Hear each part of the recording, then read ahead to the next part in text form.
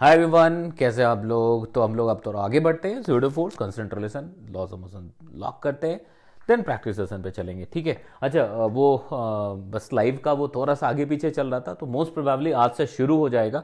तो जितने भी लेक्चर्स हो चुके हैं उनके सभी के प्रॉब्लम सॉल्विंग सेशंस आपको एक साथ मिल जाने हैं। मतलब कल तक तो पक्का ही मिल जाएगा फिर। ठीक है। तो चलिए आज हम लोग pseudo force and constant relation समझ के लॉज ऑफ मोशन को लॉक करते हैं। ठीक है, चलिए। तो देखो,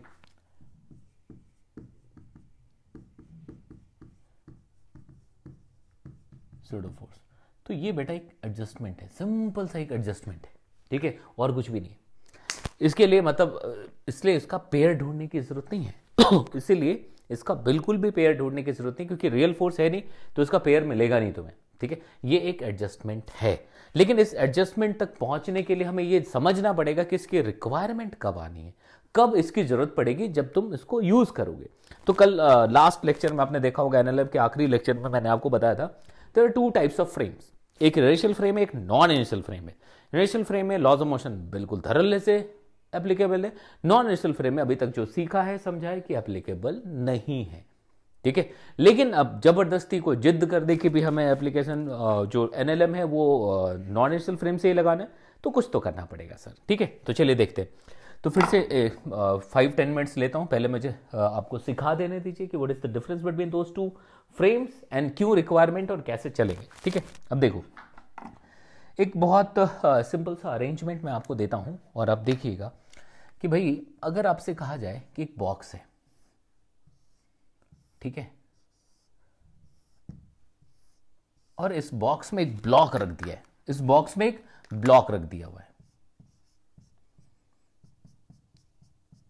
ठीक है, इस बॉक्स में एक ब्लॉक रख दिया है और ये बॉक्स एक्सेलरेट हो रहा है इस तरफ ए नॉट से।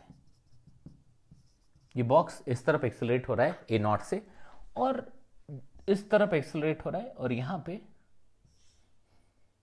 आप हैं। ठीक है,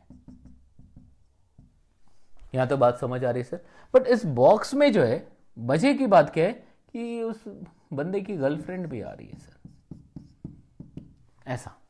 ठीक है, दोनों कनेक्टेड है, लंबी दूरी है, कनेक्टेड हैं दोनों। ठीक है, अब आप एक बात सोचिएगा कि भाई ये जो बॉक्स है उसका ये जो वॉल है, ये मेन वॉल है। ठीक है, इसी को W लिख दिया है, इसी को W लिख दिया है।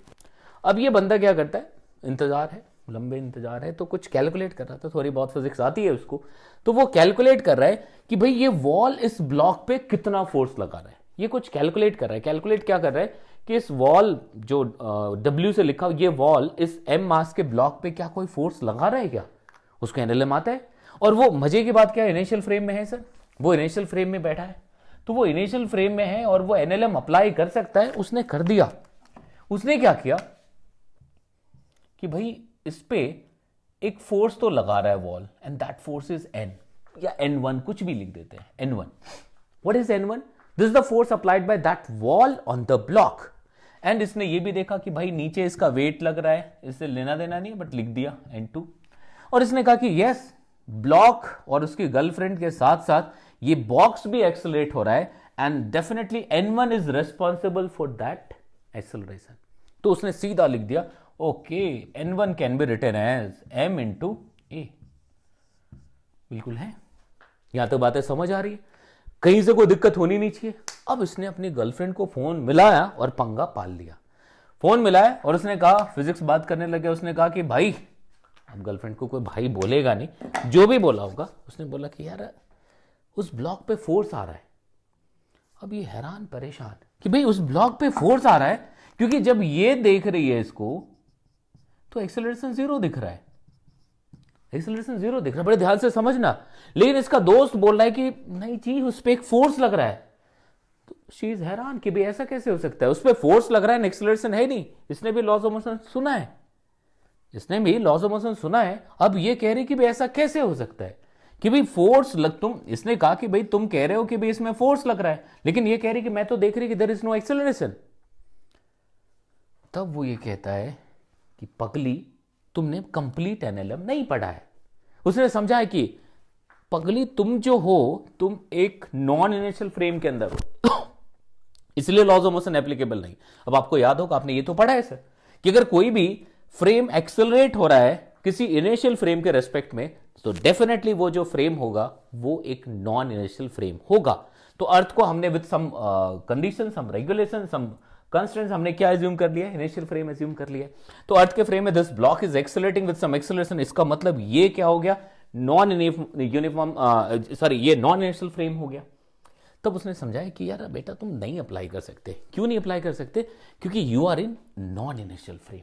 समझ आ गई बात? तो ये तो पक्का पता लग गया कि ये इनिशियल फ्रेम हो गया सर, ये इनिशियल फ्रेम हो गया सर, और ये जो उसकी गर्लफ्रेंड है ये नॉन इनिशियल में है। यहां तक पता लग गया। बट इसके बाद शुरू होती है जिद की कहानी। इसने कहा मेरे को तो अप्लाई करना है, तुम चांद तारे की बात तो छोड़ दो, तुम बस मेरे को ये बताओ कि मेरे को एनएलएम इस पे अप्लाई करना है, कर सकते क्या? उसने कहा कर सकते, सूडो फोर्स लगाना पड़ेगा। मेरी बात समझ आई? तो सूडो फोर्स अब क्या हुआ कि अगर हमें नॉन इनिशियल फ्रेम से एनएलएम अप्लाई करना है, we need to make a mathematical adjustment. तो क्या होगा, विथ सम मैथमेटिकल एडजस्टमेंट,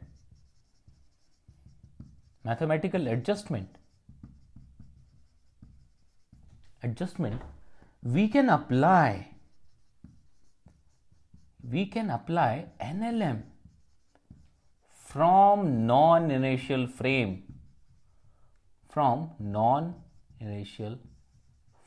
इसमें कोई पंगा ही नहीं है। विथ सम मैथमेटिकल एडजस्टमेंट हम नॉन इनिशियल फ्रेम से भी एनएलएम अप्लाई कर सकते हैं। और ये जो मैथमेटिकल एडजस्टमेंट है, यही क्या है, सूडो फोर्स। यही क्या है, सूडो फोर्स। मेरी बात समझ आ रही? यही क्या है, सूडो फोर्स है। ये जो नॉन इनिशियल फ्रेम में से एनएलएम अप्लाई करने के लिए जो मैथमेटिकल एडजस्टमेंट करना है, वही क्या है, सूडो फोर्स है। अब 2-3 चीजें बस ध्यान रखनी है सर, इसी बोर्ड पे सब कुछ होगा, इससे बाहर कुछ भी नहीं है, चाहे आपको कहीं भी सूडो फोर्स अप्लाई करना है। अब देखो sir, what is pseudo force? तो सबसे पहला पॉइंट आएगा, किस पे लगेगा? किस पर लगेगा सर? किस पर लगेगा?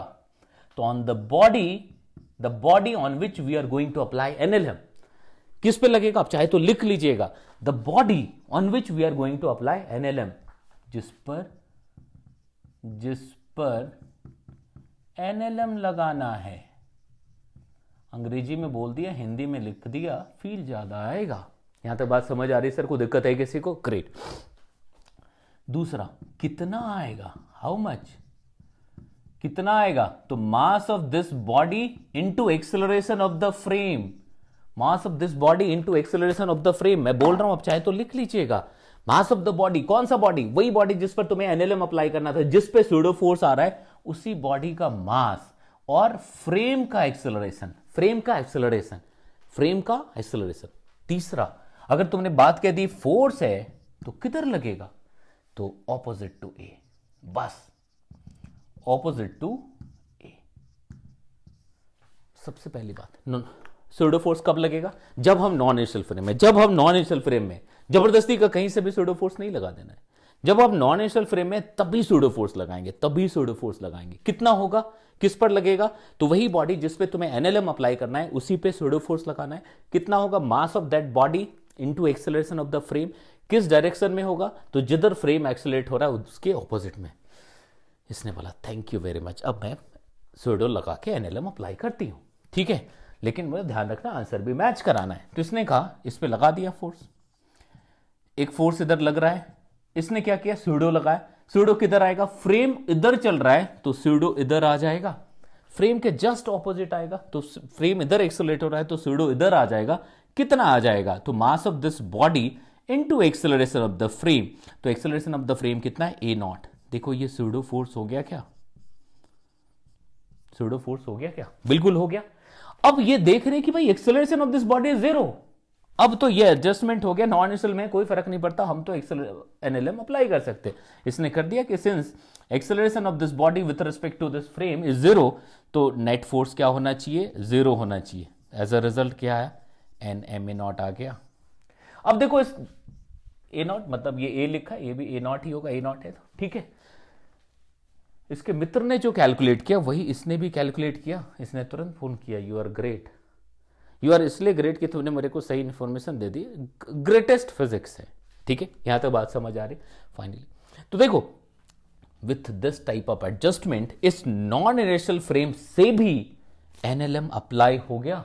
अब देखो फोर्स क्या होता है, इंडिपेंडेंट होता है फ्रेम से। अगर हम क्लासिकल मैकेनिक्स की बात करते हैं, किसी भी फ्रेम में चले जाए जो फोर्स लग रहा है वो तो लगता ही रहेगा। अब सूडो की बात करेंगे, वो नॉन इनर्शियल फ्रेम से आ जाता है जब तुम लाना चाहते हो, जब तुम अप्लाई करना चाहते हो। खत्म कहानी, इतनी सी कहानी थी सर। सूडो फोर्स यही है, इससे ना आगे है ना पीछे है। किसी भी तरह के क्वेश्चंस को करोगे यही मेथड अप्लाई करेंगे। तो अभी प्रॉब्लम सॉल्विंग सेशन जो आप देखेंगे उसमें मैं यही कॉन्सेप्ट के रेफरेंस पे बात कर रहा हूँ। ठीक है, तो आई होप आपको बातें समझ आ गई। बस ये जो स्क्रीन है यही फाइनल है। एक और बात, इससे बेहतर तरीके से इतने कम समय में इस चीज को बिल्कुल नहीं समझाया जा सकता, इसकी मैं गारंटी दे सकता हूं। और अगर सच में आपको ऐसा लगा तो शेयर लाइक करना बिल्कुल मत भूलिएगा। ठीक है, इसका फायदा मिलेगा आपको, कमेंट जरूर कर दीजिएगा। ठीक है, तो मेरे ख्याल से यहाँ तक बातें समझ आ गई। एक सिंपल सा एग्जांपल लेते हैं, है ना, फिर आगे बढ़ जाते हैं कांस्टेंट रिलेशन की तरफ। ठीक है, बहुत बढ़िया, आप बहुत अच्छा खेल रहे हैं, अच्छा खेलेंगे, बस पॉजिटिव रहिए। क्या दिमाग में रखना है, क्या सुनना है वही सुनिए। ठीक है जी। अब देखो एक सिंपल सी चीज है कि अगर मान लो ये ऐसा दे दिया जाए, एक ब्लॉक है जो कि एक बॉक्स के अंदर रखा है, ब्लॉक इस बॉक्स के साथ ऊपर एक्सेलरेट हो रहा है। अब आपसे कह रहा है find the normal contact force on this body. अब हम दो तरीके से कर लेते हैं। अगर हम ग्राउंड के फ्रेम से करते हैं, नॉट रिक्वायर्ड, किसी सूडो फोर्स की कोई रिक्वायरमेंट नहीं है, तो हम तुरंत एफवीडी बनाएंगे। एन और एम जी दो ही फोर्स लग रहे हैं, ऊपर एक्सेलरेट कर रहा है बेटा, क्या लिख दोगे, N minus M G should be equal to M A naught. N आ गया, M G plus A naught, खत्म। लेकिन अगर मैं ये हमने ग्राउंड फ्रेम से किया, इनिशियल फ्रेम था, किसी सूडो की रिक्वायरमेंट नहीं थी। लेकिन अगर कोई बॉक्स फ्रेम से करना चाहता है या चाहती है तो क्या करना पड़ेगा, सूडो फोर्स लगाना पड़ेगा। लेकिन अभी देखिएगा, अभी आपके पास चॉइस होता है कि ये करे या वो करे, तो आपको मैं सूडो नहीं लगाऊंगा, मैं ग्राउंड से करूंगा। बहुत सारे ऐसे केसेस आएंगे बेटा जहां पे सूडो लगाना मजबूरी हो जाएगी, आपको नॉन इनिशियल फ्रेम में जाके ही आसानी होगी क्वेश्चन को सॉल्व करने में। ठीक है, तो यहां से देखो, तो जो फोर्सेस लग रहे थे बेटा वो एज इट इज लगेंगे, उसमें कोई चेंजेस नहीं होने। जो ग्राउंड से था वो इधर से भी होगा, बस एक एडिशनल एडजस्टमेंट के तौर पे विल हैव सूडो फोर्स। तो फ्रेम ऊपर एक्सेलरेट हो रहा है तो सूडो नीचे लग जाएगा। कितना लगेगा, जितना इस मास बॉडी का मास है इनटू दिस एक्सेलरेशन। अब हमने जैसे लगा दिया, बॉक्स के फ्रेम से देख रहे हैं तो ये बॉडी इक्विलिब्रियम में है। क्यों, क्योंकि acceleration of this block with respect to box is 0, तो नेट फोर्स 0 होना चाहिए। तो क्या हो जाएगा, देखो रिजल्ट वही आ गया, खत्म कहानी। इतना ही सूडो फोर्स है सर, इतना ही सूडो फोर्स है, इससे न ज्यादा न कम। ठीक है, तो मेरे ख्याल से बातें समझ आ गई सबको। अब तो आगे बढ़ते हैं, फटाफट मैं कांस्टेंट रिलेशन बता देता हूं, है ना, फिर ये एनएलएम का काम खत्म होता है। ठीक है, ओके।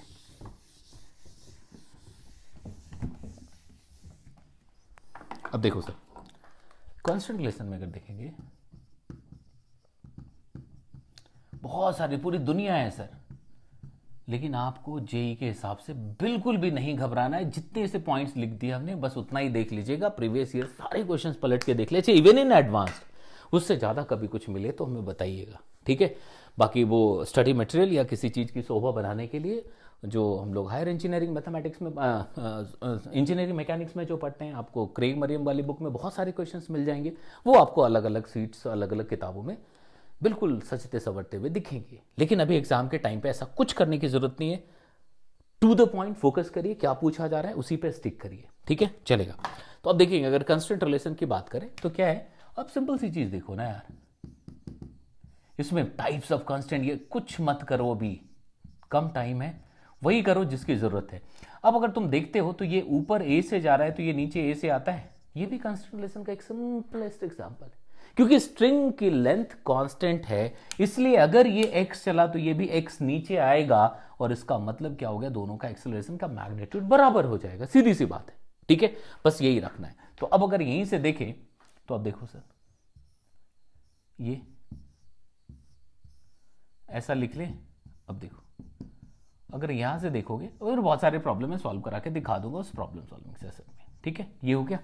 अब आप सोचो, सारे स्ट्रिंग का लेंथ कांस्टेंट है, सारे स्ट्रिंग का लेंथ कांस्टेंट है। अगर मैं इस पुली को x से चला दूं, इस पुली को मैं x से चला दूं, तो ये स्ट्रिंग 2x से फ्री होगा क्या? कैसे? तो देखना, अगर इसको x से चलाया तो इस स्ट्रिंग को, इस ब्लॉक को 2x चलना पड़ेगा। जरा फिर से सोचिए, अगर ये यहां पे है पुली, अभी देखना ध्यान से समझना, उल्टा चला के देख लेते, ज्यादा आसानी होगी। इस पुली को मैंने x से चला दिया इधर, तो ये ब्लॉक भी x से चला होगा। अब ये रस्सी x और x 2x से फ्री हुआ, तो in order to maintain the tension in the string, इस बॉडी को इधर 2x चलना होगा। मतलब अगर ये x चलता है तो ये 2x चलेगा, तो जो अपवर्ड मोशन के लिए वैलिड था वही डाउनवर्ड्स के लिए भी वैलिड हो जाएगा। तो अगर ये x नीचे चला तो ये 2x चलेगा बस। तो अगर इसका एक्सेलरेशन नीचे, देखना ध्यान से समझना, a है तो इसका इधर 2a हो जाएगा। बट इसमें हम लोग क्या करेंगे, वर्चुअल वर्क डन वाला याद रख लेंगे, वो सबसे आसान हो जाएगा, तो कोई परेशानी नहीं आएगी। ठीक है, तो आपको क्या करना है, total work done by tension को 0 करना है, सम ऑफ। ठीक है, तो अगर आप यहां पे देखोगे तो बहुत सिंपल तरीके से देखिएगा, इससे ज्यादा कुछ करने की जरूरत नहीं पड़ेगी आपको जेई मेन के लिए, इवन एडवांस, क्योंकि उनके पास पूरी फिजिक्स पड़ी है क्वेश्चन पूछने के लिए। ठीक है, ये ऐसा लिख दिया सर, ये M2 ये M1, आप लास्ट 43 ईयर्स 40 ईयर्स जो भी है पलट के देखिएगा।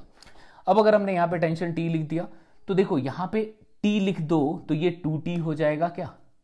अगर तुमने यहां पे टेंशन T लिख दिया है तो T यहां पे भी T होगा, यहां पे भी T होगा। ये मासलेस पुली है, तो मासलेस पुली है तो उस पर नेट फोर्स ऑलवेज 0 होगा, तो T प्लस T ये ऑलवेज 2T होना चाहिए। अगर ये मासलेस पुली है तो इधर T इधर T, तो इसको पक्के तौर पे 2T होना पड़ेगा। ठीक है, तो ये 2T। अब आप देखो कि वर्चुअल वर्क डन में क्या करना है, मतलब जहां पे भी टेंशन का वर्क डन मिल रहा है सबको ऐड करके 0 कर दो। तो अब सर यहां पे देखोगे तो ये नीचे x से गया, तो इसका वर्क डन कितना हो गया टेंशन का, -2t इंटू x2, ये x2 से नीचे गया, और ये इधर x1 से आया तो plus t into x1 should be equal to 0 कर सकते क्या? बस वर्क डन बाय टेंशन को क्या करना है, 0 करना है। तो यहां पे क्या किया, नीचे डिस्प्लेसमेंट हुआ इसलिए इसका वर्क डन हमने नेगेटिव लिख दिया, 2t इंटू x2 आ गया सर। अब यहां से अगर आप देखेंगे tt कैंसिल हो जाएगा, x1 इक्वल टू 2x2, इसीलिए a1 इक्वल टू 2a2। बस सिंपल सी चीज है, इतना सा ख्याल रखना है आपको। तो स्ट्रिंग कांस्टेंट में कहीं से कोई परेशानी नहीं आएगी। अभी मैं प्रॉब्लम सॉल्विंग में दुनिया भर के क्वेश्चन जितने की जरूरत है जेईई मेन के लिए मैं उठा के रख दूंगा। ठीक है, थोड़ा सा वेज कांस्टेंट याद रखिएगा कि जब भी दो तरह का दो वेज कांटेक्ट में हैं, ब्लॉक या वेज जो भी है, और लीनियर मोशन हो रहा है, इस तरह का इसका ख्याल रखिएगा, क्योंकि जब रोटेशनल हो रहा होगा तो उस पॉइंट के परपेंडिकुलर भी एक्सेलरेशन हो जाएगा, तो वहां पे काम खराब होगा। तो हम सिर्फ जब लीनियर मोशन हो रहा है तब बात करेंगे। तो लाइन के परपेंडिकुलर, मतलब इस कॉन्टैक्ट सरफेस के परपेंडिकुलर जो एक्सेलरेशन होगा वो बराबर लिखिएगा, a1 must be equal to a2। Otherwise क्या होगा, अगर a1 ज्यादा हुआ a2 से तो सामने वाला टूटेगा, a1 कम हुआ a2 से तो दोनों सेपरेट हो जाएगा। कहने का मतलब अगर ये दो सरफेस कांटेक्ट में हैं, अगर ये दो सरफेस कांटेक्ट में हैं तो दोनों का acceleration perpendicular to these two surface must be equal. ठीक है, बस इतना सा कांस्टेंट का जो कांसेप्ट है वो माइंड में रखना है आपको। जितने भी क्वेश्चंस मैं कराऊंगा जो जेईई के लिए इंपॉर्टेंट है, जो इंपॉर्टेंट है वो मैं इस कांसेप्ट के बेस पे ही सॉल्व करके दिखा दूंगा, तो कंट्रोल बन जाएगा सर। ठीक है, तो जेईई मेन के लिए और ज्यादा कुछ करने की बिल्कुल भी जरूरत नहीं पड़ेगी। आपने इस कॉन्सेप्ट्स देख लिए, इसके एनएलएम का पहला पार्ट, एनएलएम का ये दूसरा पार्ट, दोनों मिला करके इससे ज्यादा कुछ भी नहीं, फिर आएगा फ्रिक्शन। ठीक है, सारे क्वेश्चंस मैं सॉल्व करके दे दूंगा। ठीक है, सही समझ आए, कुछ हुआ तो लाइक जरूर करिएगा। ठीक है, ओके।